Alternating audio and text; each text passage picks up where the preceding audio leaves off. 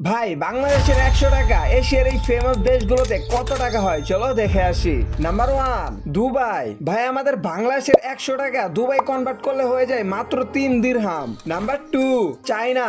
ভাই আমাদের বাংলাদেশের 100 টাকা চায়নায় কনভার্ট করলে হয়ে যায় প্রায় 5 yen. Number 3 India.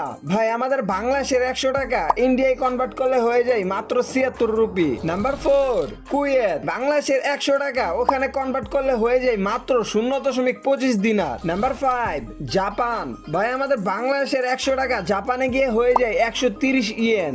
Number 6 south Korea.